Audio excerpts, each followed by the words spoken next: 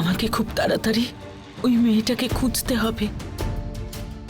কিভাবে? মহাকাল, সেই রাতের পরে কোথায় গেল আপনার সেই ভক্ত, ওই রহস্যময়ী মহিলা? এখন আমি কিভাবে খুঁজবো ওকে আর ওর ওই মেয়েকে?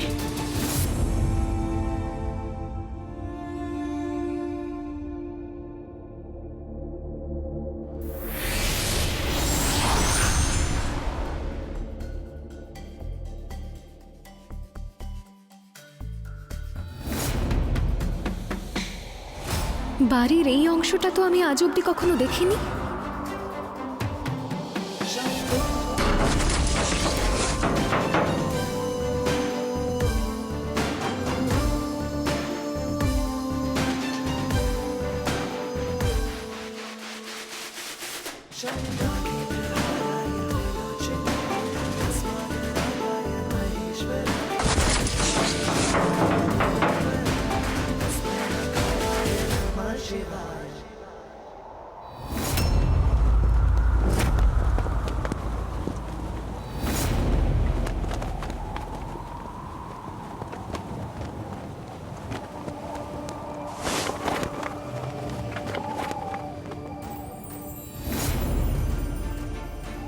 नमामीश विशाल निर्वाण रूपम व्यापकम ब्रह्मवेद स्वरूपम नेत्रा काकी? निर्विकल्पम निरीहम नेत्रा काकीর ছবি। आकाश वासम भजेहम नमामीश विशाल निर्वाण এটা কেমন কেমন পোশাক পরে আছেন উনি? स्वरूपम निजं निर्गुणं निर्विकल्पं निरीहं चिदाकाश माकाश वासं भजेहम्।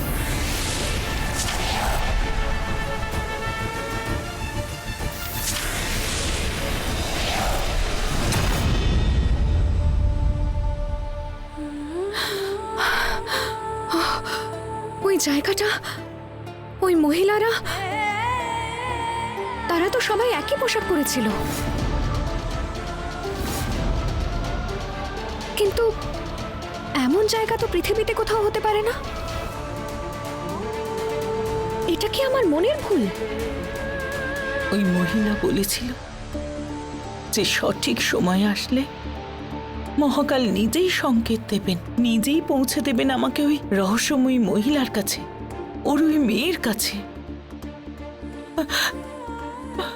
কখন আসবে সেই সময়?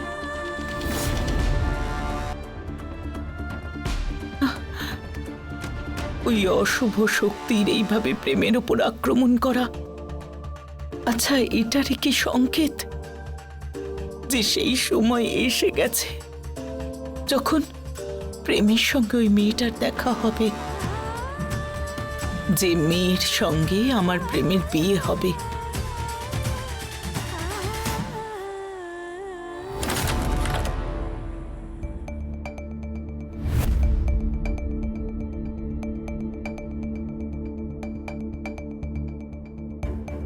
এটা একটা মেয়ে নাকি আপদ একটা? এই বন্ধ ঘর থেকে কোথায় চলে গেল? উফ, যেখানে ইচ্ছা যাক গিয়ে, ভোগের কাতায় যাক মেয়েটা। ফিরে তো এখানেই আসতে হবে, তারপর দেখাচ্ছি।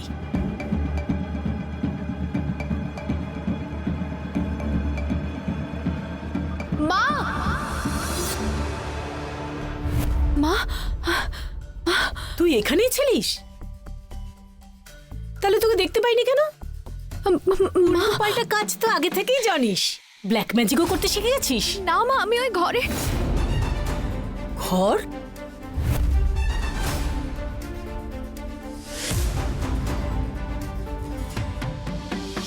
ঘর, এখানেই তো, এখানে একটা ঘর ছিল। আমি তো ওখানেই ছিলাম। কোথায় গেল? তোর মাথাটা খারাপ হয়েছে নাকি আমার মাথা খারাপ করার চেষ্টা করছিস? যখন যা খুশি ইচ্ছা বলতে থাকে। আমি এতক্ষণ এখানে, এই দেওয়ালের পিছনে একটা ঘর আছে। দেওয়ালের পিছনে? আচ্ছা, দারুণ ব্যাপার তো। এক রাতের মধ্যে এই গুদাম ঘরের দেওয়ালের ভেতরে ঘর খুঁজে পেয়েছিস। দেওয়ালের ভিতর যখন ঘর আছে, গুপ্তধনও নিশ্চয়ই আছে। একটা কাজ কর, ওই গুপ্তধনের ভেতর থেকে মায়ের জন্য একটু হিরে মণিমাণিক্য নিয়ে আয়, যাতে এই বাড়ির একটু দারিদ্রতা দূর হয়। আমি জানি যে তোমার আমার কথা বিশ্বাস হচ্ছে না, কিন্তু আমি সত্যি ওই ওই ঘরেই ছিলাম, আমি ওই দেওয়ালের পিছনে। আর ওই ওখানে একটা বড় ছবি ছিল নেত্রা কাকির, একদম অপ্সরার মতো। অপ্সরা? হ্যাঁ হ্যাঁ, কেন নয়। তোর নেত্রা কাকি অপ্সরা আর তোর মা রাক্ষসী। আমার তো ইচ্ছা করছে তোকে মেরে মুখ ফাটিয়ে দেই, সেই জন্যই এখানে দেখতে এসেছিলাম। এবার এখানেই পড়ে থাক। কিন্তু মা, মা শোনো না, আমি সত্যি বলছি মা। বাপরে বাপ, কি সুন্দরভাবে মিথ্যে কথা বলে এই মেয়েটা। আমি যদি ওর মা না হতাম, তাহলে আমার এই বুড়ো বয়সটা তো গুপ্তধন খুঁজতে খুঁজতে শেষ হয়ে যেত।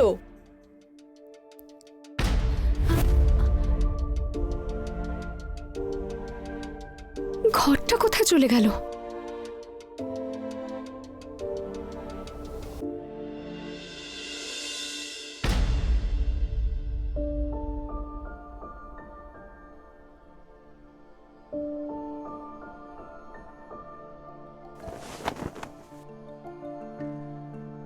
উঠে গেছিস? হ্যাঁ। বস। কেন? বস না। আরে মা, মা আজকে তো আমি কোথাও যাইনি, তাহলে তুমি কিসের জন্য এইসব করছো? চুপ কর। যার উপর কুনজর পড়ার থাকে তার উপর স্বপ্নেও কুনজর পড়ে। আর কোথায় ফেলেছিস বলতো মালাটা? তোকে কতবার বলেছি আমি যে ওটা তোর দাদু দিয়েছেন তোকে, ওটা তোর খুলে ফেলা উচিত হয়নি। মা ওটা জানি না কিভাবে হোলিকা দহনে ছিঁড়ে গেছে, আমি ওটা বানানোর জন্য দিয়ে দিয়েছি। যখনই চলে আসবে আমি পাক্কা পরে নেব। আরে মা, কি হলো? আজকে তো হোলি, আমার সব বন্ধুরা আমার জন্য ওয়েট করছে, আমি এখন আসছি। আরে ওঠো না, বাই। শোন, এদিকে আয়। আবার কি হলো? আরে আরে আরে, যতক্ষণ না আমি তোর নামের আবির মহাকালকে অর্পণ করছি ততক্ষণ কোথাও যাবি না।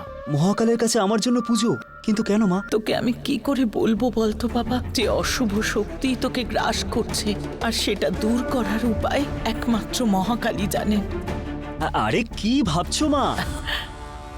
তোকে ছাড়া আমি অন্য কারুর ব্যাপারে ভাবতে পারি বল?